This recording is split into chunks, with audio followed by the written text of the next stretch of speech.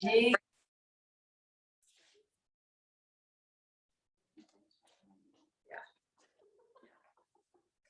Wednesday. Thank you guys for joining today in this gentle class. I have something fun and different planned for the beginning to break you out of your comfort zone and to break the ice a little bit. Nancy's like, oh God. It's something that I throw out maybe once a year, okay? Not a lot. So don't feel like I'm building you up for something. It's scary. It's not scary. But I will say, as a premise to this practice, something that inspired it is my son who's 14. When he was born, he would flap his hands. And when he was in preschool, and he did it, and people would laugh at it, and other kids would mock him, and adults would ask about it, and it was just a sensory thing for him. And when he was in preschool, I was told he probably had autism because of his movement, as well as he was just a smart little boy. He would memorize like a 50-page Dr. Seuss book verbatim. And he would sit there and turn page to page like he was reading the book, even though he hadn't been taught to read. And those couple things, they were like, you need to have him tested. Well, he was always, right on time with all the developmental stuff, they take you through.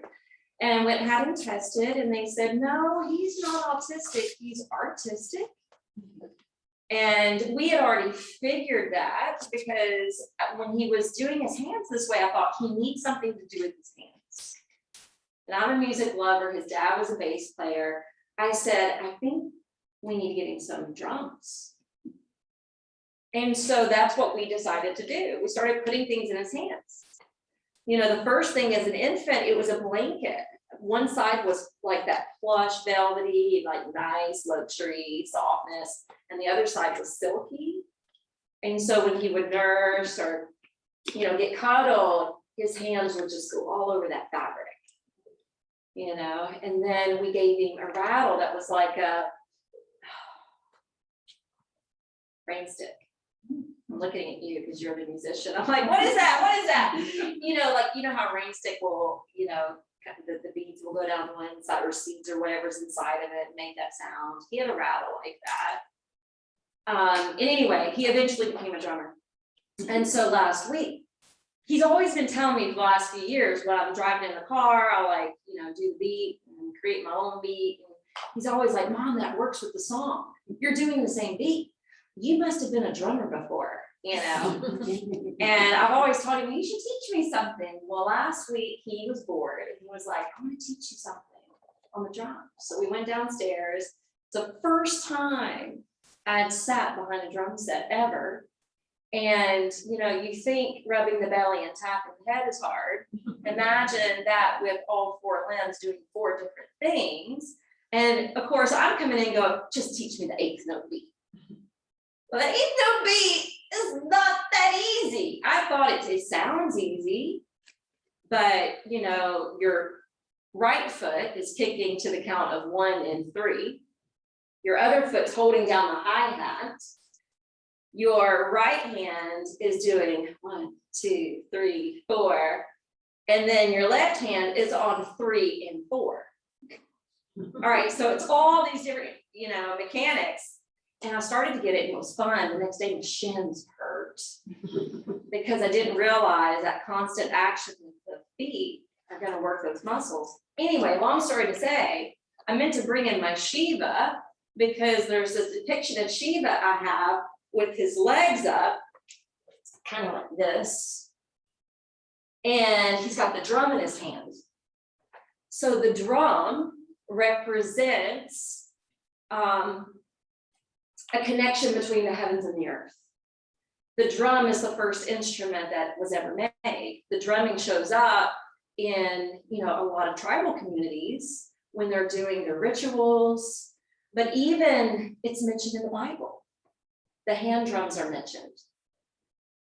So the drumming is not just a sound, a vibration that represents the vibration of the universe and the messenger between the heaven and the earth. It's also representing the rhythm of our hearts, the rhythm of time. And Shiva is one of the three in the Hindu Trinity. So we know more of the Christian lineage, right? You know, the Christian Trinity is like God, Father, the Holy Spirit, and Jesus or the Son, right? And in Hinduism, Brahma is the God, the creator. Vishnu is the preserver, like the Holy Spirit. And Shiva is like the Jesus, the one that is over death and salvation, liberation, recreation, you know, so all that comes in with the idea of Shiva. So this practice is really inspired by the drum. And we're going to get up on our feet right now. I'm going to get a song playing here. And so the first thing we're going to do is we're going to start shaking hands. And when we're shaking, the shaking is actually good for the joints and bringing synovial fluid to the joints. As we tend to age, our joints get drier and more brittle and arthritic. I'm experiencing that a lot because I'm perimenopausal. So I'm starting to feel it in my joints. I'm starting to feel it in my SI joints. I'm starting to feel it in my thumb joints. You know, that inflammation comes on, a little bit of pain comes on. So I want you to bring it up the arm, shake out the elbow, shake out the shoulder. And I want you to consider we are all human, right? And the human race is also considered part of the, well, separate but connected to the animal kingdom. And if you study animals, if they get really stressed out, if they get overstimulated, they're going to shake, right? We're going to shake it out. All right. So bring stillness to that arm. Feel your hands. You feel a little bit of tingling sensation. You may or may not. But if you do, that's the energy we've been working with. Okay. Start it with the other side, the other hand. Bring it up to the elbow, bring it up to the shoulder.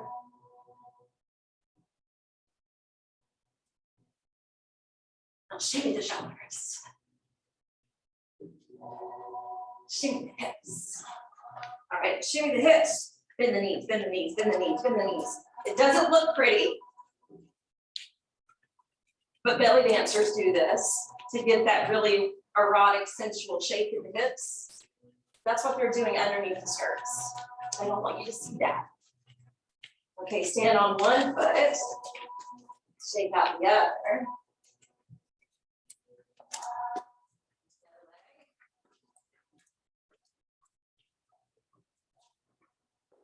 All right, so you got your whole body, even your head and your neck. We'll start to speed this up a little bit. Okay, then I want you to just kind of step, keep both feet on the floor. Yeah, you're kind of lifting one heel as you rock your body to the other foot. Yep.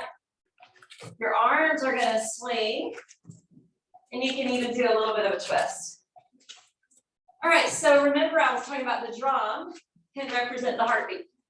So what we're going to be doing today at the beginning of class is getting our heart rate up. And I know that's not what we typically do in yoga, right? We typically control the breath and we keep a moderate heart rate. But we're going to get a little aerobic. We're not doing aerobics, don't worry about that. I'm not coordinated for that. I've tried that. You're going to lift one foot and take the alternate limb or arm towards it. You're just kind of flaring your heel up. We're already getting some muscular activity. We're starting to speed up the heart. Add a bounce. Swing your arms. Be expressive. There's no right or wrong to this, okay? Have fun with it. And just move. And it's okay to get off your mat. It's okay to step forward, to step back. I think we've all seen National Geographic. I think we've all seen depictions of drum circles and people just getting wild and just moving their limbs and body. There's no right or wrong, right? It's not a dance necessarily. But move around a little bit in the room. I know we're so used to our mat being sacred space. So is the whole studio. If you're at home doing this, dance around your furniture. Get your pets involved.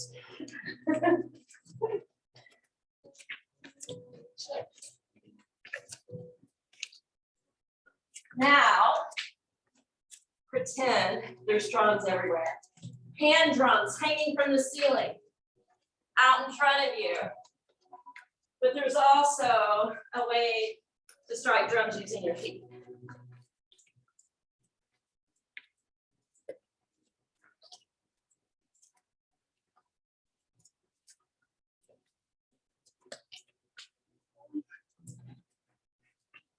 All right, now.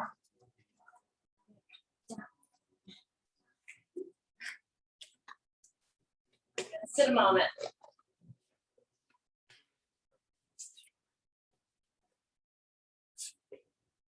We're going to have your hands, one hand over the heart, and the other hand on top of that. Thumbs touch. This is actually Garuda Mudra. Close your eyes. So musicians sometimes use what's called a click track. And it helps them to measure the beat so that when they're playing along, it's perfectly in time. Notice your internal click track. And you're going to start to use your breath and the control of your breath. Slow it down. And as you're controlling the breath, observing how a controlled breath can slow down your heartbeat. I want you to ingrain this in your system so that when or if you're feeling nervous, if you're feeling or overwhelmed with anxiety, if you're ever impatient, upset, or angry, and your heart starts to race, you will know you can turn to your breath and befriend the breath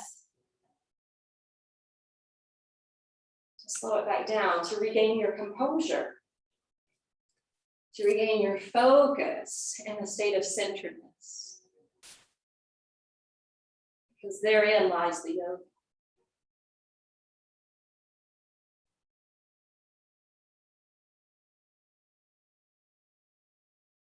A few more deep breaths in and out through your nose.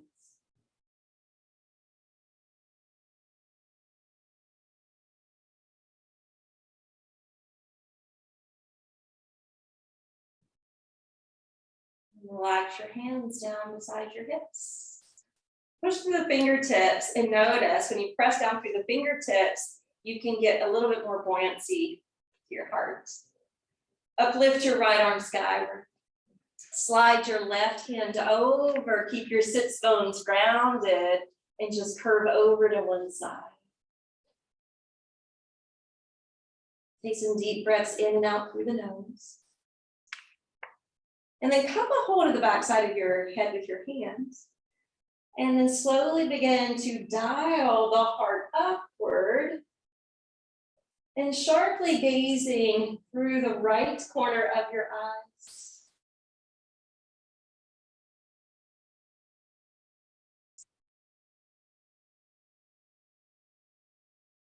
Inhale, draw it up, lower that hand down.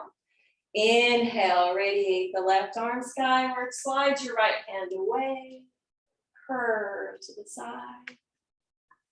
This is Chandrasana, the seated form of crescent moon. Since we're talking about Shiva today, Shiva is often depicted with a crescent moon on his brow, and it represents consciousness. There's symbology and all the depictions to make it much more meaningful than face value. Cup a hold of the backside of your head with your hand. Dial the heart upward. Now sharply look through the left corner of the eyes. Fixate your gaze on one spot. Focused eye, focused mind. Inhale, bring it back up to the top. And we're going to cross the right arm behind the back first. And then we're going to take the left arm to wrap under it. And you may be holding your wrist, you may be holding your forearms, you may be holding the elbows. It's all good. Lift through the crown of your head and only drop the chin towards your chest. And then slightly roll halfway towards your right shoulder.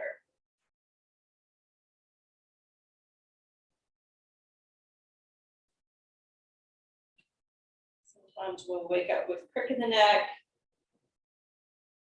This is a good thing to practice. Not that you have one, but there are certain threads that travel from the neck down to the shoulders. If they get too tense, too tight, they can create headaches.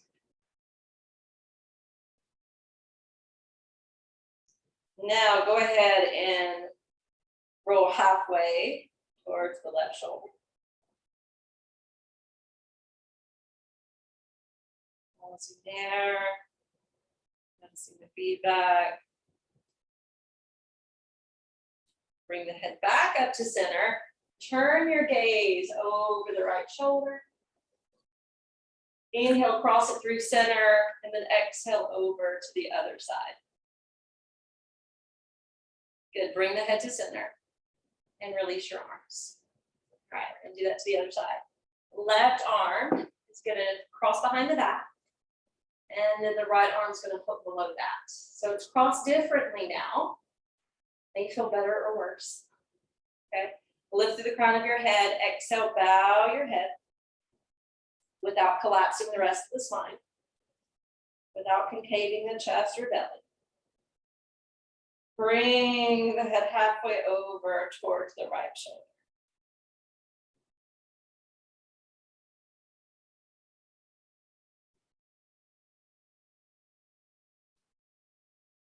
And then take it to that same point towards the other side. Then inhale, bring the head to the top. Exhale, turn your gaze to your left. Inhale, center, and exhale over and across to the right.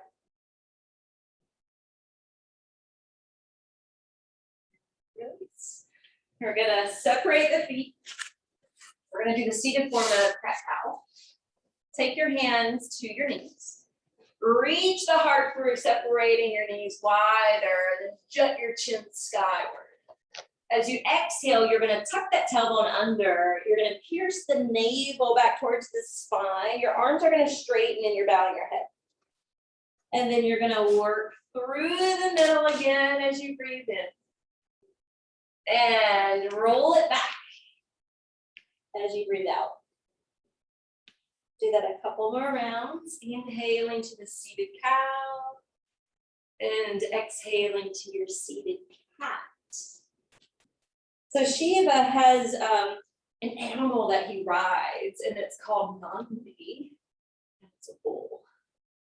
So we're going to revisit cat cow again in tabletop position once we get there. We're going to come up to stand at this point. We started warming up the body.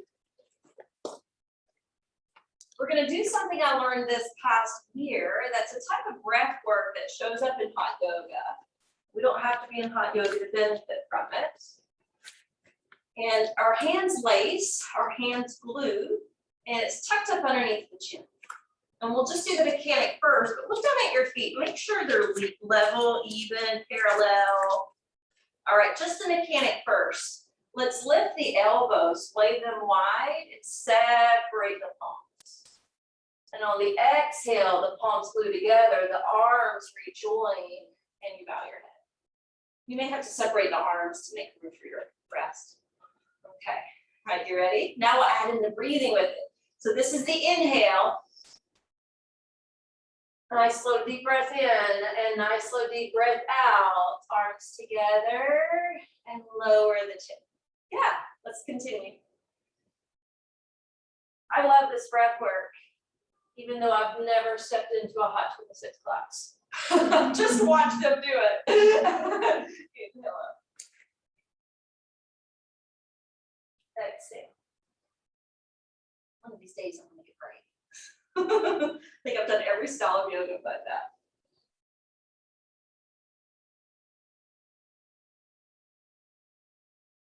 One more. A lot of us are losing the curve to our neck. I thought I would never lose my curve, but I have. And it's all that we're doing, looking down all the time, right? Texting, typing, writing, whatever. So have an x-ray done, right? Anything that's going to create the cervical curve is actually going to benefit your neck, especially nowadays. All right. Standing at the top of the mat, we both have the same ringtone. Spread your toes nice and wide. Solidify your feet down to the sticky mat. Gain that work up through your legs with your muscles kind of hugging close to the bone. Zip up through your midriff, bring your hands to prayer. All right, on your next inhalation, lift the arms out. And as you exhale, we're going to swan dive down towards Uttanasana. Take your time on the way down. It's not a race. But we're going to do this with repetition today. Inhale, sweep the arms to your sides and up. Exhale, fold right back in Uttanasana. Do that a couple more rounds. Inhaling up. Exhale, swan dive back in. All right, one more. Inhale, bring it all the way to the top.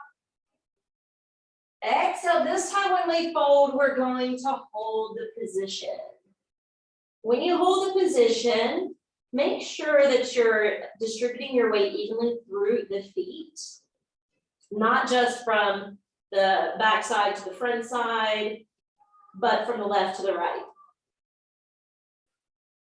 The knees don't have to be lifting, although if you're wanting to be active, they are. If you need a slight bend in the knees, just to loosen it up, that's okay too. So listen to your body, do what's appropriate for what you're experiencing in the now. And you definitely want your head to release so that you're collecting the energy and blood flow into your face, into your third eye and your crown.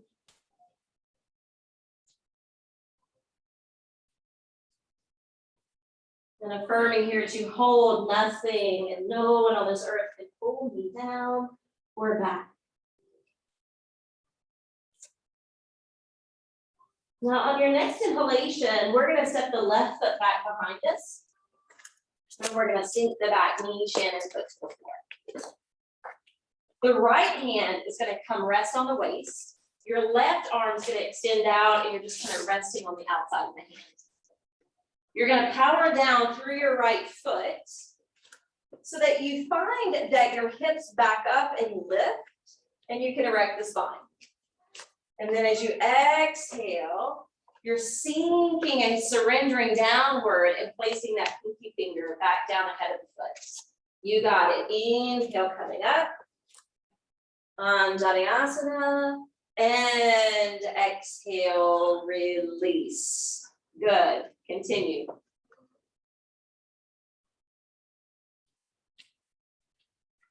You can use diaphragmatic breathing. You can use the Ujjayi breath. It's our last one. Good. Now place your hands down to frame the front foot Bring the right knee back to tabletop position. From tabletop position, we're going to inhale to cow, representing our Nandi today, and exhale to cat stretch. All right, notice the similarity in how we're flexing the spine between these two poses, flowing to the back bend on your inhale, flowing to the counter stretch on the exhale.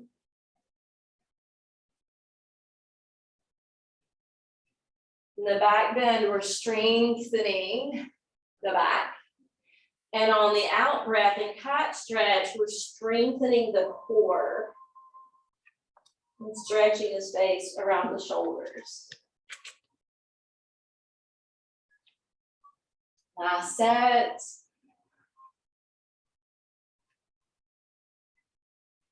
And then inhale, reform tabletop, curl your toes, lift your knees, send your hips up and away to downward facing dog. Let your head bow between the arms. Move the energy from your hands and feet up into your seat. Smooth out your breath, remembering a rhythmic, controlled breath. Makes a rhythmic heartbeat. Exhale, we're going to come down to the knees.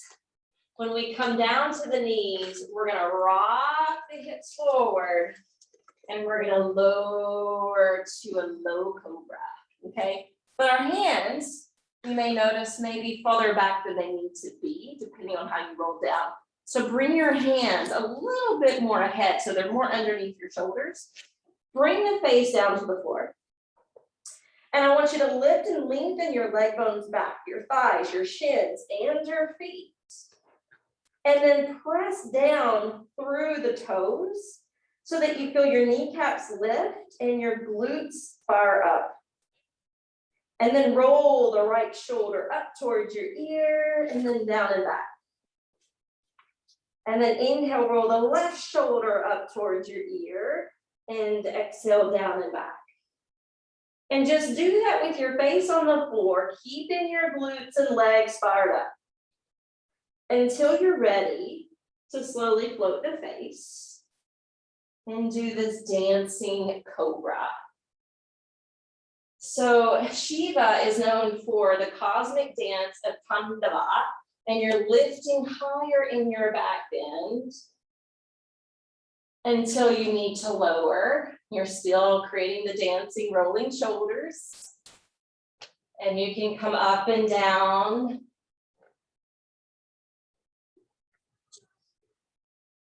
So that Tandava, the cosmic dance, is all about stomping out Maya or illusion in the physical plane. It's about stomping out and reducing the effect the ego has on the mind. And it's about introducing us to the spiritual world. All right, bring the face back down. Separate your arms wide. Turn to rest on your right cheek. Lift your feet off the floor. So they're kind of hanging out above the knees. And then inhale, swing the shins and feet to your left. And then exhale, lean and swing them over to the right. Good, and just do that a couple more times. Inhale to the left. Exhale to the right. All right, so we're just loosening up the low back and the glute muscles. Bring your face over to the left cheek. Turning your head. And then inhale to the right. Exhaling the feet and shins to the left. Just do that a couple more rounds. Just getting a little twist through that area that had to be really firm and strong in the back bends. And then bring it back to center, lower the feet to the floor. Slide your hands back underneath your chest. Lift up, lean back into extended child's pose. Inhale, come forward to table. Exhale back to child's. Couple more rounds. Inhale, rock forward to table. And exhale back to child's. This is a little mini yoga therapy here. When we're operating in and out of the poses in sync with the breath. All right, inhale, shift forward. Exhale, launch into downward facing dog again. When you realign to downward facing dog, press into the hands, separate your fingers. Lengthen out through your arms and then spiral the work through the arms, meaning your upper arms are rolling out away from your ears and your forearms are rolling in towards your thumbs. The same thing's occurring with your legs. The thighs are rolling in towards each other and the heels are slightly spreading out.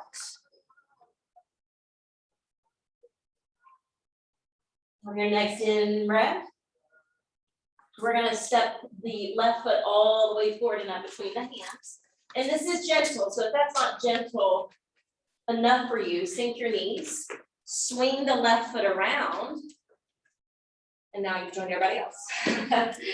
Sink the back knee, shin foot. Left hand to the waist. Right arm's going to reach ahead of that foot. And then on the in breath, we're going to build up. Right, second side, exhale, sink and relax your hips, bring the hand down. Inhale, you're building up. And exhale, you're releasing out. 2 more.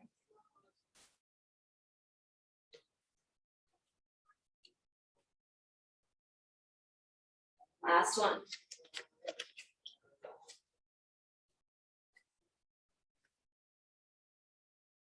Now take the left hand down, frame the foot, curl the back toes under. We're gonna launch that back foot forward. Sometimes you have to drag it. And fold to Uttanasana.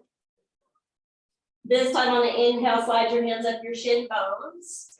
Create space between the 2 halves of the body. Good, exhale, release. Slide your hands back down. Inhale, slide your hands up. Create space. Good, exhale, close the gap, release your arms. 1 more, power 3. Inhale, this is Ardha Uttanasana. And exhale, refold. Pausing here, taking a deep breath.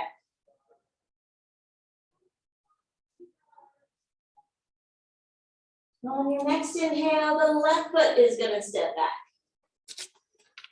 Sink the back knee, chin and foot.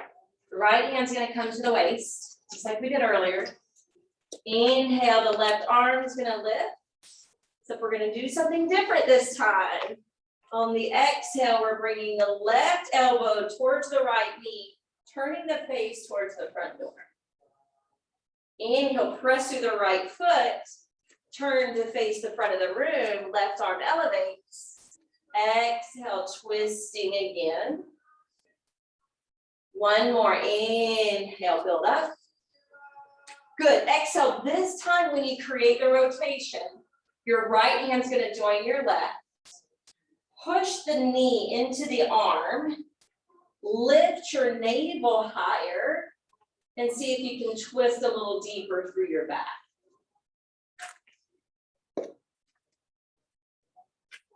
Just do the best you can. Form that relationship with your breath. Exhale, release. Bring the palms down. Good. Let's just bring the right knee back. All right, cool. We're going to take the arms out in front of us. And we're going to do some breath work between puppy and melting heart. So this is puppy pose. And then as we exhale, we're going to surrender and sink into the shoulder joints. Inhale, we lift through the front of the body, pulling in the ribs, pulling up the shoulders. And then exhale, we get ribby, we melt the heart and chin down. Inhale again to puppy, zipping up through your midriff, ironing the ribs into your skin. And then exhale, release. Pause here for an extra breath.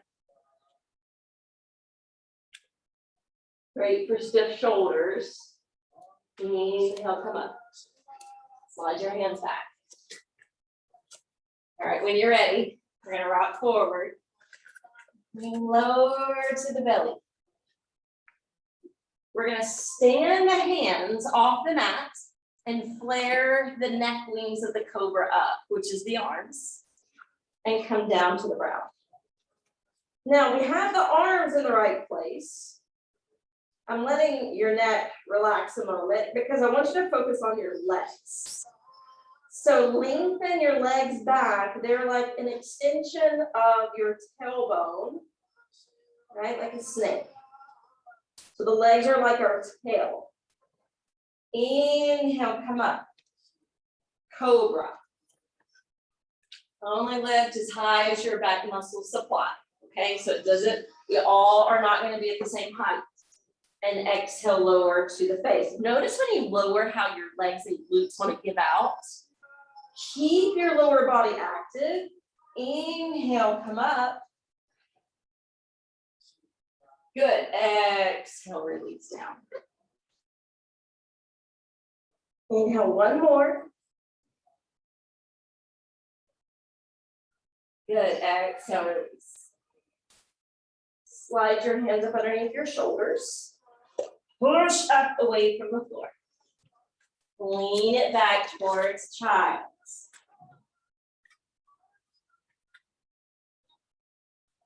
When you're ready, from here, we're inhale to table. Exhale back to child's. And even though this may seem simple to you, if you have weak wrist, this is going to help to strengthen your wrist, okay?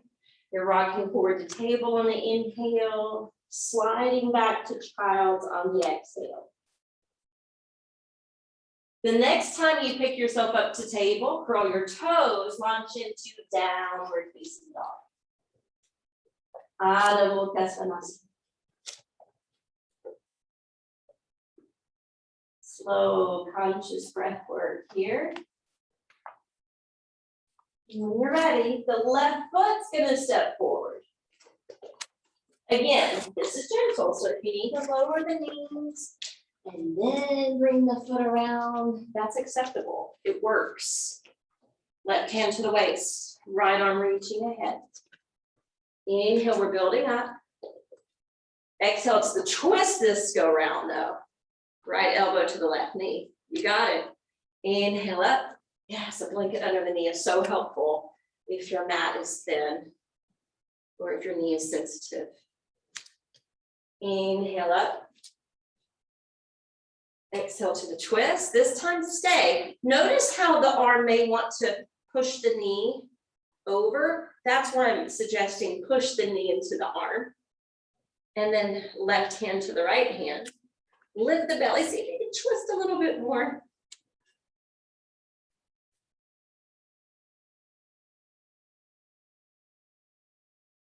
Exhale one. Curl the back toes under, step it forward, and fold it in. Nodding your head one way or the other. We're going to end these sun salves like we began them. Inhale, arms sweep up to the top. Exhale, we fold down and in. Two more just like that. Inhaling up. Exhaling, Uttanasana. Last one. Good. Exhale, fold. This time when you inhale, come up to the top. Your exhale is going to bring your hands down to Anjali Mudra, the center of your chest. Now, I want you to notice Those of you that put a blanket down to your knees, you probably don't need to step off your mat because your mat may not have had enough cushion, may not have a lot of thickness.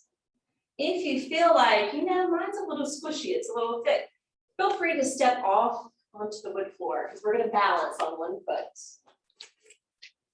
We're going to do something called Dancing Indian. Now in Blissful Flow, we were moving in this pose. We're not going to move in it in gentle. We're just going to focus on balancing on one side. So we're going to spread the left toes. Put the landing line from your outer hip to the outer ankle. Bring your hands into Apana Mudra, representing groundedness. And elevate your arms up like a scarecrow. Similar to how we started our dance earlier, the right foot's gonna lift and flare to the side. That's great, yeah. Find something to gaze at. And the shape that you're creating in your legs, I just learned this a few years ago. It means compassion in action.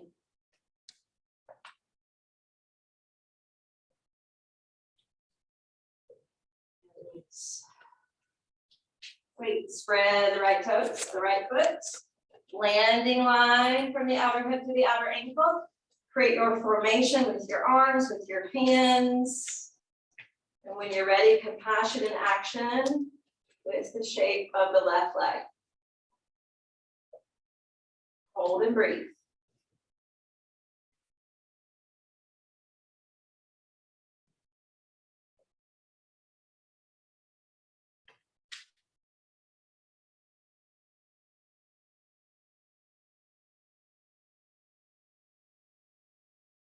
And release. Checking my time, yes. Okay, you don't have to do Dancing Shiva today. Dancing Shiva is another balancing pose. It's not so gentle anyway. Let's just leave it out. All right, we're coming into bear pose. Bear pose is where the feet are parallel. Your knees are bent, your elbows are stacked. Now, this is a great pose to practice if your knees are not going to allow you to do a squat pose. Okay, so you can stay here. If you want to move towards squat, fan your toes out, drop the tailbone down, bring your hands to prayer. Yeah, so you can stay in there,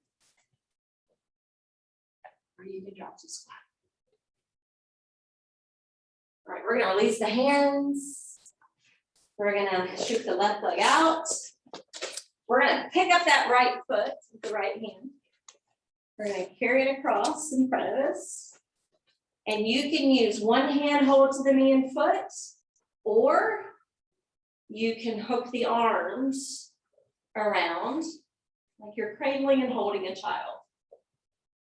Okay, either way. If you're slumping in your posture, it may be better to be here and lift your chest. Okay, so don't worry about how you're holding the leg. But we are lifting and squeezing the leg towards us. Okay, and then we're gonna rock the baby side to side. Now in Blissful Flow, I had them trying some crazy pose. You can just be here. If you want to be crazy, so I'm looking at Gina, she wants to be crazy. You're gonna slide back with your left foot. You're gonna keep your head up by contracting your core.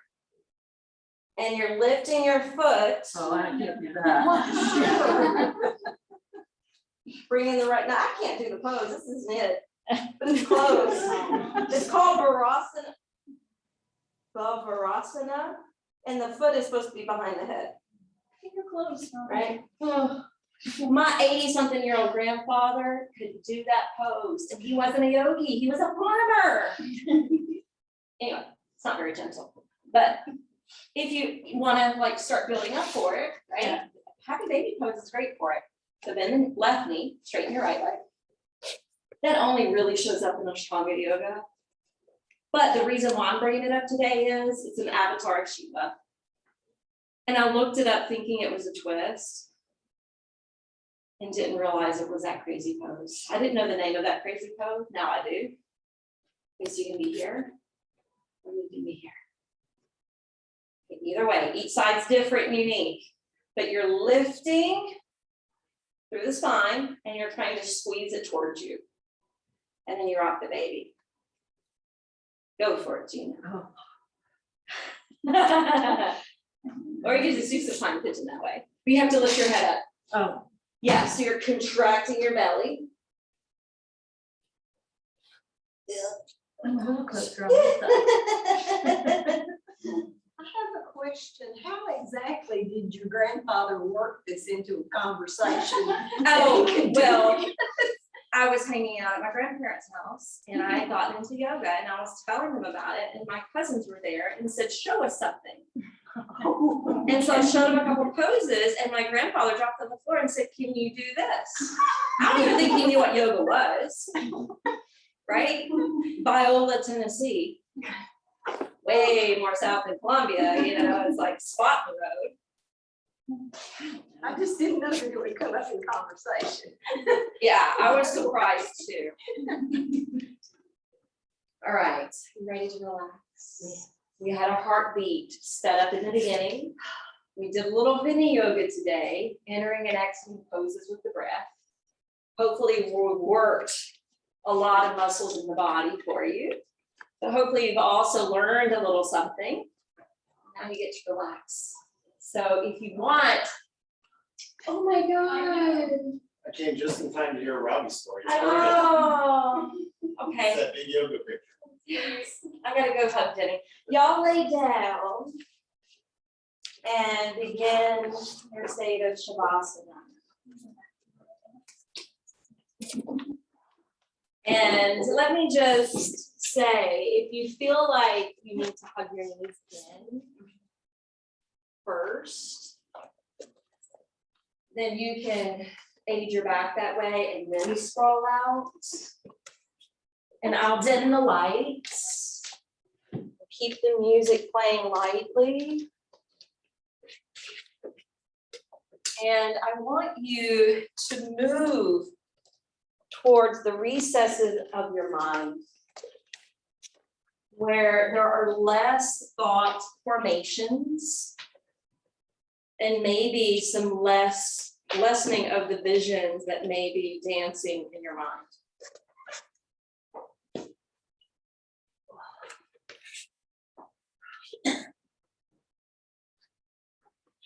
I want you to consider that the universe is 99.9% dark matter.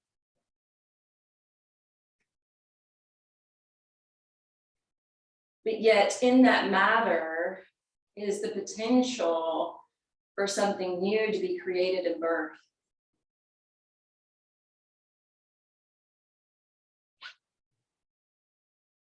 The chant or mantra we've been listening to throughout the practice is Om Namah Shivaya. And Om Namah Shivaya is typically a dedication to Shiva, or you can also translate it to mean, I bow to the consciousness within myself. But there's a third meaning, if you break it down. Na can mean earth, Ma, water, Shi, fire, Va, air, and Ya, ether. The earth, water, fire, air, and ether are the 5 basic elements. So as you move towards the emptiness of the mind and the cave of the heart, think about this being full of potentiality.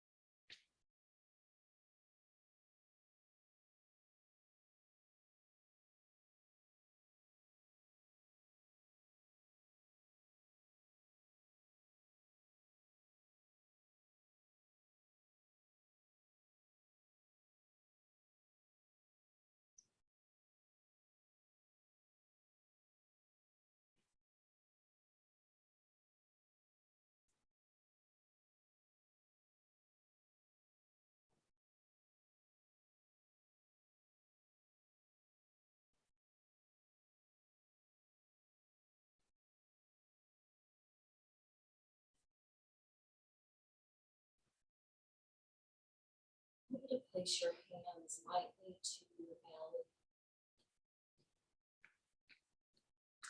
Sense how it balloons on your inhale.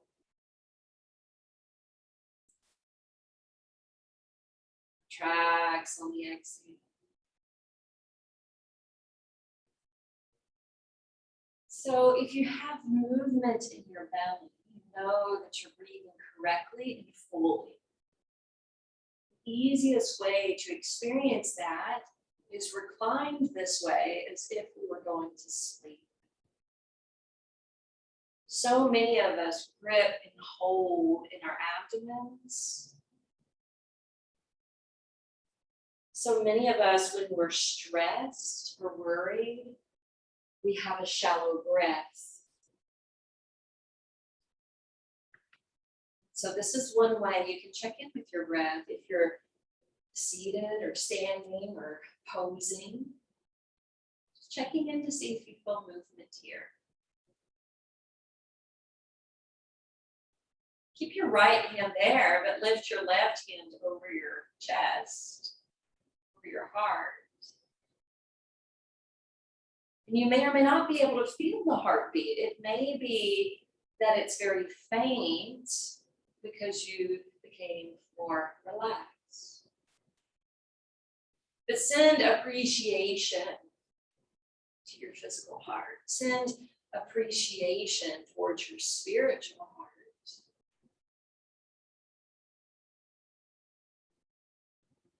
Give yourself appreciation for the times that you are marching to the beat of your own drum.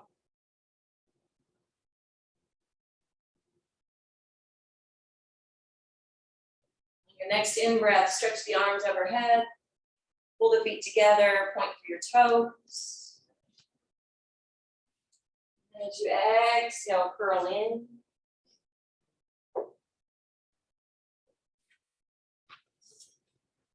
Give some love to your back by rocking gently side to side.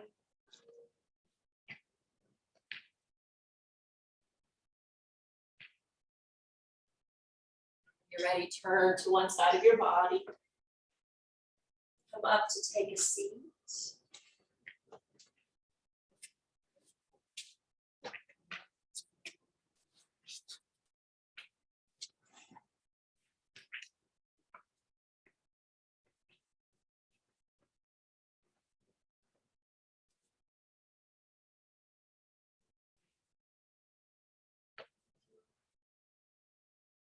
A lot of the myths regarding Shiva.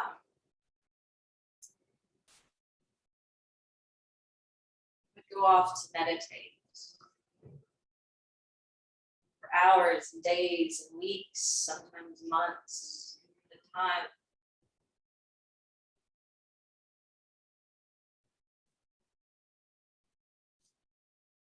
Let's meditate together for just a moment.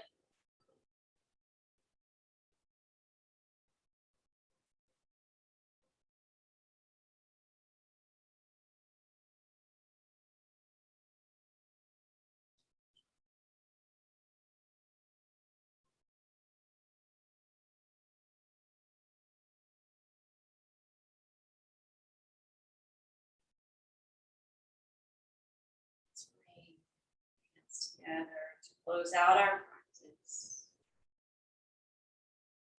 Sometimes we just need those mini meditations. Sometimes we need longer ones. So if you feel the need to meditate longer, feel free to stay on your mat for a few minutes once we complete our time. Feel free to take it home. The light in me honors and bows to the beautiful radiant light into each of you.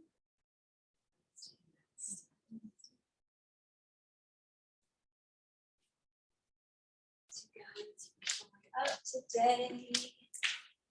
I hope it's what you needed, and that you enjoyed it.